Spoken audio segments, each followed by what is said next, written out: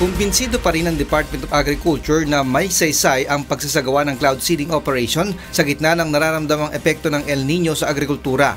Ayon kay Secretary Manny Piñol, hindi man 100% na tamaan ang kanilang target, subalit makakatulong pa rin ito sa bansa. Wherever it drops, it will still drop within the territory of the Philippines and it will somehow, of course, help Philippine agriculture.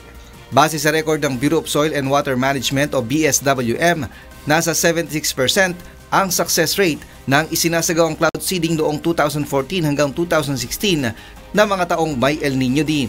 Nasa 18.3 million pesos na ang inilaang pondo ngayon ng kagawaran para sa cloud seeding. Subalit ayon sa kalihim, di nila inaasahang magiging malaki ang pinsalan nito sa agrikultura na ngayon ay umaabot na sa halos kalahating bilyong piso. Merong konting reduction sa productivity because of the heat. But the damage is minimal because tamang-tama yung dating niya, napatapos na rin yung harvest season.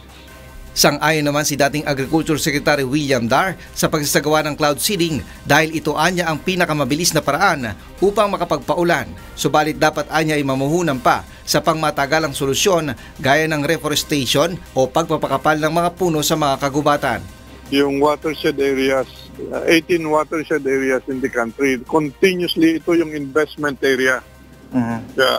Na dapat natin paglaanan ng investment. Samantala, kasama ang mga water station sa mga apektado ng kakulangan ng supply ng tubig sa Metro Manila. Kagaya lamang ng water station ito sa Marikina kung saan may oras na humihina ang supply ng tubig.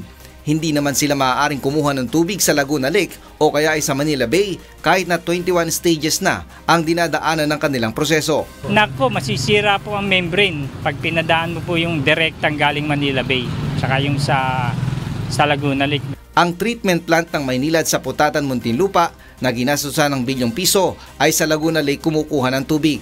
Nagsusupply ito para sa 2 milyon nilang customer sa East Zone ng Metro Manila.